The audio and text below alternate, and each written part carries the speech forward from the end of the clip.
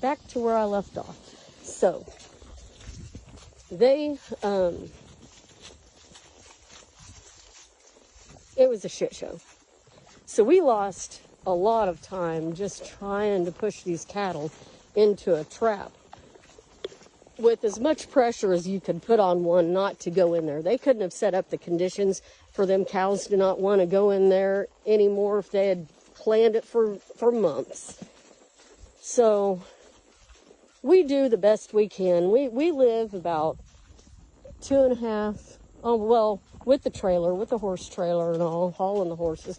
It's curvy, it's hilly, it's like, you know, you can't be going real fast on them roads. You know, you've got your runaway hills and shit like that. So anyway, it takes a little bit longer when you're hauling horses to get out of there and get home. So about 3.5 hours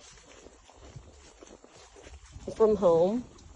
So we got to get back to 10 to our stock, you know, at home.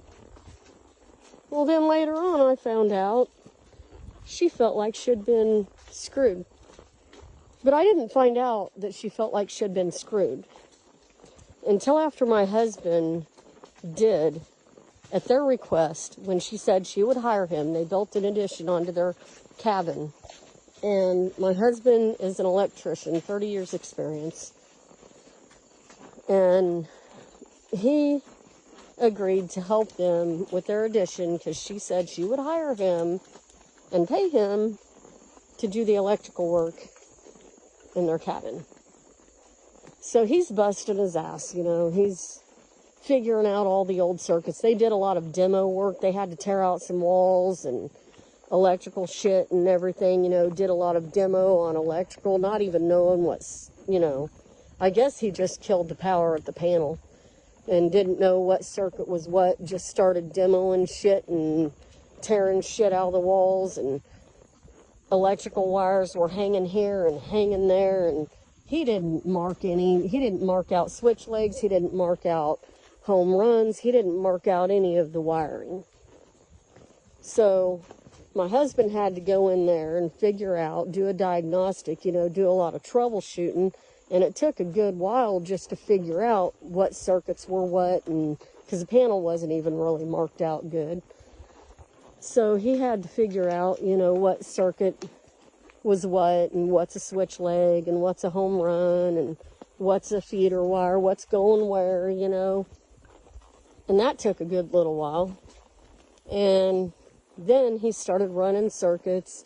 You know, then he knew which circuits needed to be killed off and which circuits could be kept on, and which circuits could be tied into. And he started, you know, doing over $20,000 in electrical work he was doing. But like the first weekend we were there, gave up our plans to go ride, to go out there and do this, because we thought she was going to pay him since she said she would hire him. And we thought she trusted us to know that we were going to give her the friends and family discount. We wasn't going to charge her full price. And that reality dictated that she needed the electrical work done.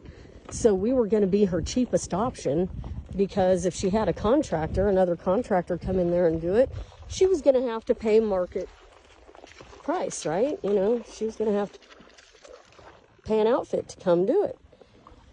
So we never really discussed how much. And we were only going to charge $4,000 for the entire job. Well, I think it was $1,800, $1,600, or $1,800 that he charged that first weekend. After all, I mean, just the troubleshooting alone would have cost more than that, as in-depth as the troubleshooting he had to do if they would have had, you know, another outfit come in to do it. So, you know, he asked for the $1,600 or $1,800, however much it was, and then she asked him, "Is this a good deal?" And he said, "Yeah, you're getting a hell of a deal."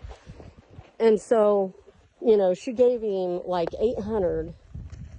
I think it was $1,500, because she gave him $800 for that weekend, and then said, you know, she would pay us the rest when we come back. And they're friends. Okay, that's okay. She can make payments. We don't care, you know. So then she started really putting